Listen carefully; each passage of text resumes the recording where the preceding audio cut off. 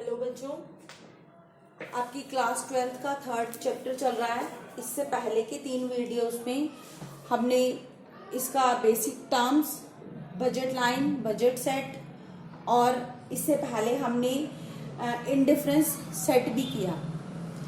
तो अब हम कर रहे हैं इनडिफरेंस कर्व, तटस्थता वक्र।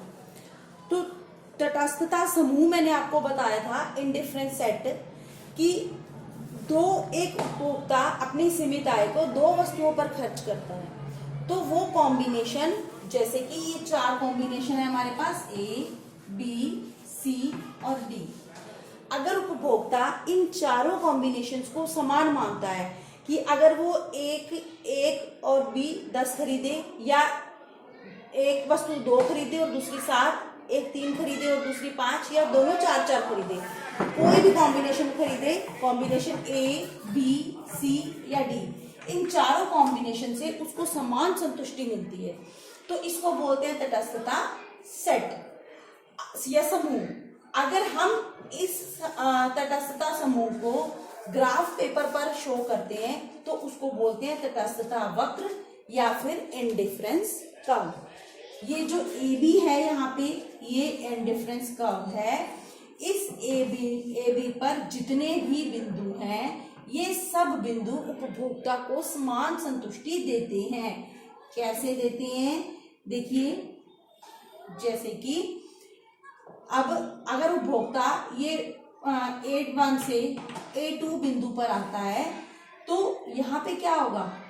ये बी वस्तु की मात्रा कम खरीद रहा है पहले से। पहले बी वस्तु कितनी मात्रा खरीदता था, अब इतनी खरीद रहा है। तो यहाँ से उसको जितनी उपयोगिता की कमी हुई है, उतना फायदा उसको यहाँ से मिल जाएगा।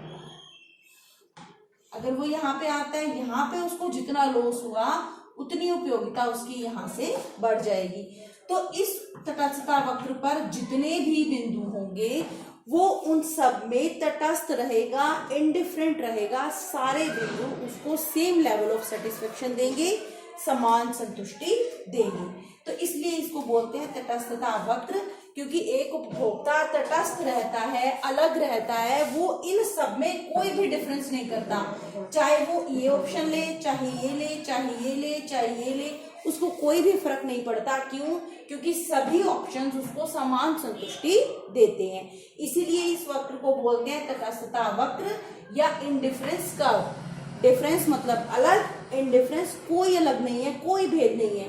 सारे ऑप्शंस उसको, उसके लिए एक समान है, सभी ऑप्शंस उसको एक समान संतुष्टि दे रहे हैं। जैसे कि हमने यहाँ पे दिखाया, ऑप्शन ए, बी, सी या डी, कोई भी ऑप्शन हो, सभी ऑप्शन उसको सेम लेवल ऑफ सेटिस्फेक्शन दे रहे हैं।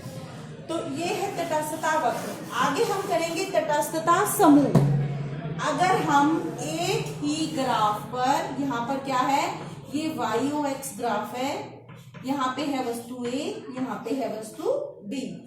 अगर हम एक ही डायग्राम में एक से अधिक तटस्थता वक्र दिखाते हैं, ये है AB, A1 B1, A2 B2, A3 B3।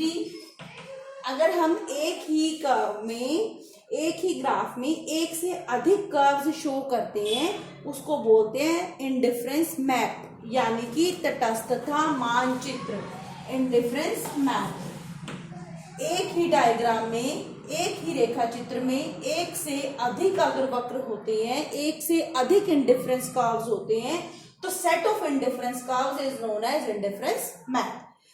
तटस्थता वक्रों का समूह, उसे बोलते हैं इनडिफरेंस मैप या तटस्थता मैप।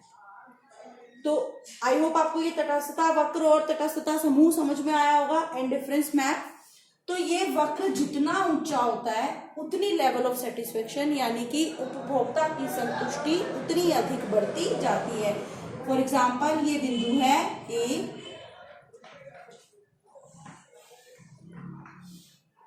जैसे जैसे हम ऊंचे वक्र पर जाएंगे, हमारी संतुष्टि बढ़ती जाएगी। क्यों? देखिए यहाँ पे जो बी वस्तु है, उसकी क्वांटिटी तो सेम है सब में, लेकिन ए वस्तु की क्वांटिटी बढ़ती जा रही है। तो उपभोक्ता इनको लेकर तटस्थ नहीं होगा, जैसे जैसे हम ऊंचे वक्र पर जाएंगे हमें ए वस्तु की अधिक मात्रा मिलती जाएगी, तो higher the indifference curve higher the satisfaction, जितना ऊंचे वक्र पर जाएंगे हमारी संतुष्टि उतनी अधिक बढ़ती जाएगी। Thank you.